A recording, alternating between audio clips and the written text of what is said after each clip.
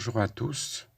Aujourd'hui, je vais vous parler de comment vaincre le tueur numéro un dans les pays développés à travers le monde, c'est-à-dire les maladies cardiaques. En France, les maladies cardiaques provoquent 32% de tous les décès. Non seulement ces décès affectent les individus, mais aussi ils dérobent prématurément aux familles leur être cher.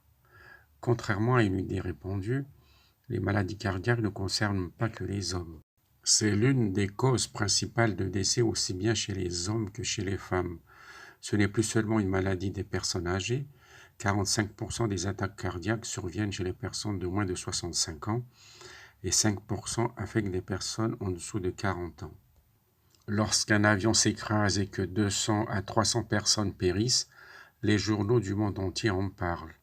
Mais dans l'Union européenne seulement, l'équivalent de plus de 15 jumbo jets pleins de passagers meurent chaque jour de maladies cardiaques.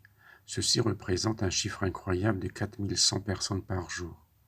Alors pourquoi donc entendons-nous si peu parler des millions de personnes qui meurent de maladies cardiaques? Il est triste de constater que c'est parce que la plupart des gens ont fini par accepter les attaques cardiaques comme une partie normale de leur vie.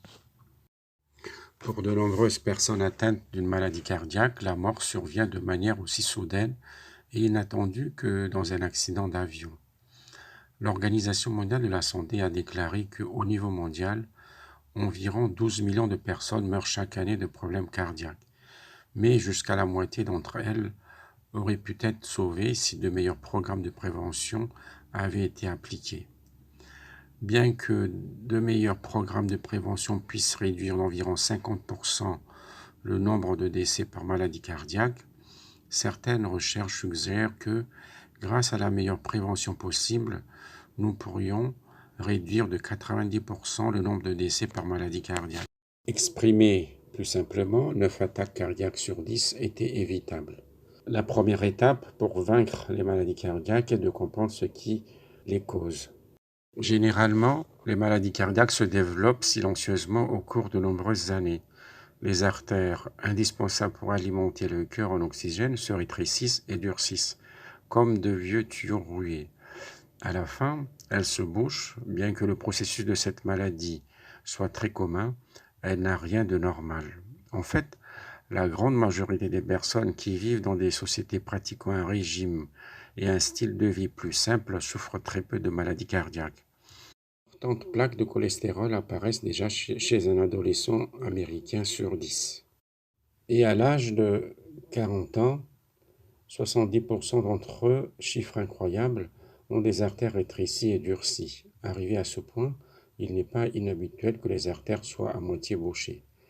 Même arrivé à ce stade, la plupart des gens se sentent normaux et n'éprouvent aucun symptôme. Une personne peut se sentir très bien tout en étant au bord d'une grave attaque cardiaque. Dans une attaque cardiaque, l'une des artères coronaires subit un blocage total et le muscle cardiaque meurt. Le principal symptôme est une douleur dans la poitrine, fréquemment décrite comme une sensation d'oppression dans la poitrine. Si la personne survit, elle se trouve avec des tissus cicatrisés dans cette région à la place de muscles. 2 fois sur 3, ceci produirait une incapacité permanente. Alors, qui risque donc une attaque cardiaque? Est-ce vous, votre conjoint ou une autre personne de votre famille? Comment savoir? Plus une personne a de facteurs de risque et plus elle a de chances de subir une attaque cardiaque. Examinons les 3 méchants facteurs de risque maladie cardiaque. Environ 30% des décès causés par les maladies cardiovasculaires sont attribuables au tabac.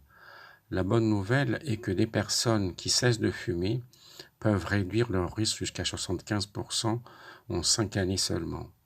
Alors que dire de la tension? Même une petite élévation de la tension augmente de manière importante les risques de maladies cardiaques. En réduisant simplement votre tension de 10 points, vous réduisez vos risques de 30%. Dans de nombreux cas, une augmentation de tension peut être corrigée par de simples changements dans le style de vie, tels que dans le régime et dans l'exercice. Dans l'ensemble, un taux élevé de cholestérol est le pourvoyeur numéro 1 des maladies cardiaques. Plus le taux de cholestérol est élevé, et plus rapidement survient l'occlusion des artères. Remarquez sur ce graphique que les pays ayant les taux de cholestérol les plus bas, comme le Japon, sont ceux qui ont aussi les taux de maladies cardiaques les plus bas. D'un autre côté, au fur et à mesure que les taux de cholestérol s'élèvent, les taux de décès s'élèvent de manière correspondante. Comme vous pouvez le voir, c'est la Finlande qui est en tête, avec un taux moyen de cholestérol très élevé et aussi un taux de décès par maladie cardiaque très élevé. Dans un sérieux effort pour réduire les maladies cardiaques en Finlande, on persuade à environ 30 000 hommes et femmes d'apporter des changements dans leur style de vie. Ils cessèrent de fumer, leur tension baissa et ils diminuèrent leur absorption de l'alcool. Le résultat, les hommes réduisirent leur taux de décès de plus de la moitié, 55%, et les femmes firent encore mieux en réduisant leur risque de presque 70%. Alors comment pouvons-nous donc améliorer notre taux de cholestérol? Tout d'abord, nous devons comprendre quels aliments contiennent du cholestérol. Beaucoup ne se rendent pas compte que le cholestérol ne se rencontre que dans les produits d'origine animale, tels que la viande, le lait, le fromage et les œufs. D'un autre côté, tous les aliments d'origine végétale, fruits, graines, légumes et oléagineux, sont 100% libres de tout cholestérol. En augmentant dans notre régime la proportion d'aliments d'origine animale et en réduisant ou en éliminant les produits d'origine animale, nous pouvons réduire de manière importante notre taux de cholestérol. Les aliments d'origine végétale sont aussi riches en fibres, en produits phytochimiques, en vitamines et en antioxydants qui contribuent tous ensemble à nous aider à nous protéger contre la tension, l'obésité et les autres facteurs de risque des maladies cardiaques. Alors que pouvons-nous faire d'autre? Efforcez-vous d'atteindre votre poids idéal. Nous savons depuis de nombreuses années que l'excès de poids est un facteur de risque pour les maladies cardiaques. En fait, il multiplie nos risques de 3 à 5 fois. Faites régulièrement de l'exercice physique. En examinant 43 enquêtes bien connues sur l'exercice, nous découvrons qu'elles sont toutes d'accord. Les personnes physiquement actives ont seulement la moitié des risques de maladies cardiaques comparé aux personnes relativement inactives. L'exercice peut inclure toute une variété d'activités attrayantes telles que la marche, le cyclisme, la natation ou le jardinage. Évitez tout alcool. La consommation d'alcool est un facteur de risque important dans les maladies cardiaques. Il endommage le muscle cardiaque. Que dire des rapports entre le stress et les maladies cardiaques? Une enquête portant sur les survivants des attaques cardiaques a découvert que la moitié d'entre eux avaient subi un stress grave dans la journée précédant leur attaque cardiaque. Ces événements stressants incluaient des dates limites à respecter, des disputes, un décès dans la famille et des problèmes financiers ou professionnels. Apprendre à contrôler notre stress en faisant davantage confiance à Dieu aiderait à nous protéger. Quelqu'un dira peut-être « et l'hérédité ».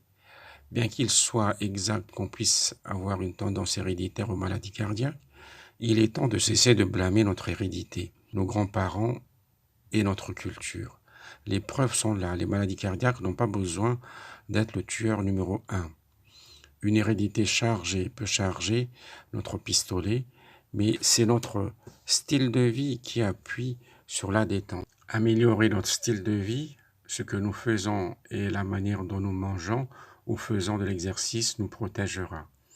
En dernier ressort, notre santé personnelle sera déterminée par notre choix de nous laisser enchaîner par notre appétit et par les traditions, ou bien d'exercer la liberté que Dieu nous a donnée pour vivre vraiment sainement et goûter à la meilleure qualité de vie possible. Jésus lui-même a dit « Je suis venu afin que les brebis aient la vie et qu'elle l'ait en abondance » dans Jean chapitre 10, verset 10. En mettant simplement en pratique le meilleur style de vie possible, y compris un bon régime et un exercice régulier, nous aussi pouvons jouir d'une vie plus abondante. Merci de votre attention. À la prochaine.